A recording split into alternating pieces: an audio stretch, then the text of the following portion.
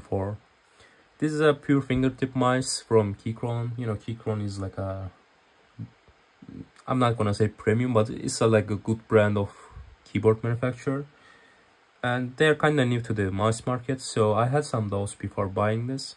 But they released these mice on really reasonable price, so I had no other option than giving it a try. And I'm pretty happy with it, so I will just express my feelings and experience. Let's start with the box itself. It's not something special, it doesn't come with any merch or something. It comes with mice, this 4K dongle. This is the cutest dongle ever, and that's the main reason why I bought this mice actually, like why I bought this mice at 4K. I spent like $20 extra for that just because of this dongle, but it works. And it comes with very good paracord cable. It's very flexible, and this cable is type C to type C, and they bring another dongle for that to convert it from type C to type A. It's a 6-feet cable. They have like Keychron badge on it, and also here Keychron badge, and it has like EMI filter here too, so you will not get affected too much if you have a like dirty electrical environment around you. And you can see the technical specs here on the box. It comes with Pixar 3395 sensor, Huano switch. It says 67 hours of battery life is up to, but it's not really up to. This is 1000 Hertz battery life, and I can confirm it's like, it's even probably a bit more than 67 hours probably on my unit. And I mean, if you use it on Bluetooth or if you use it on like lower polling rates, you will get even better battery life. But at 1000 Hertz, this number is legit. And I guess it's around like 20 something hours on 4K polling rate. And here are the dimensions: 86mm long, 54mm wide, and 32mm height. It has an aggressive hump here, which is a good thing because I'm a fingertip user. That's why I bought this mice, of course, obviously. And when I do this movement, like almost all of the mice I used before, maybe not the MZ1, every mice is just hitting my palm first. And I guess it's a really common thing for fingertip users. That's why we are fingertip, we use this movement. So I like this aggressive hump. I like the shape overall. And this is 35 gram mice. I mean, it's a really small mice, and 35 gram is not that light. But the build quality on this unit is pretty good. Like, there is no squeaking, like only here a little, but I'm pressing too much to make that noise, and it's not a regular thing. It sometimes happens. But on bottom shell or top shell, no flex at all. It doesn't make any like weird noise or something like that. It's a rock solid. I can just call it rock solid. It has a good coating material outside. I mean, it's a fingertip mice.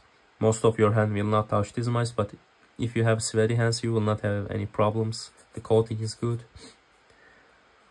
It has 2 side buttons here, and my main concern when buying this mice was this tilted sensor.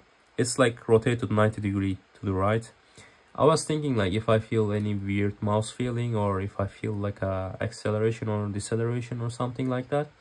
No, it's performing really good, and I didn't feel any difference at all. I broke some of my previous callback records too. So this implementation is pretty good. And the sensor has motion sync, and I mean, motion sync is necessary if you gonna use this mice at like 2K or 4K resolution. I'm still calling it resolution. Polling rate on 1000 Hertz, I didn't feel any different on like the motion sync. On, for example, on Razer implementation of motion sync, it performs really good. This doesn't. I mean, it helps a bit, but it's not making miracles. Like, it doesn't make so much difference. But on 4K and 2K, you have to leave it on. It has a really nice software.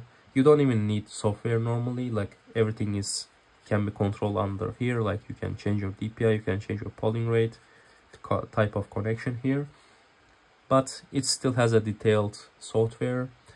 It has macro support. You can change these settings on there. You can change the lift off distance, the bounce time, everything. It's like, I like the software, and it's not like a bloatware. It doesn't consume like lots of resource, and it has a onboard memory, so you can even disable it. It's okay. Like you can uninstall the program once you configure it out.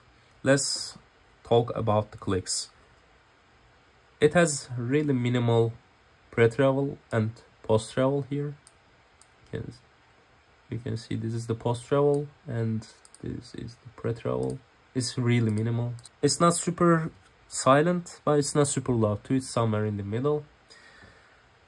And the side buttons has a bit more pre-travel, which is understandable because it's a really small mouse, so your fingers will be so close to these buttons.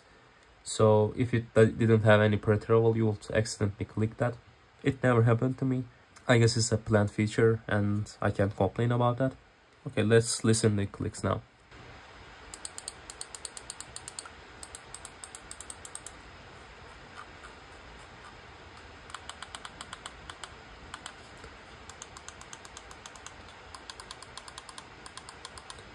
What I didn't like about these clicks is the only thing is this scroll wheel when you use it like mouse 3 button is too stiff.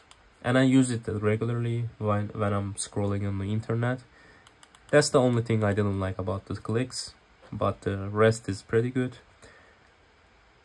And I didn't feel any like extra click latency or something. I don't have like a benchmark tools to compare like click latency, but if it was off, like if it was like, I don't know, 20 milliseconds of click latency or something like that, I would feel that. On Bluetooth, this mice only performs at 125 Hz. It doesn't go above. So if you are planning to game with this mice on Bluetooth mode, you can basically ignore it because it's not gonna happen. Like 125 Hz is not good.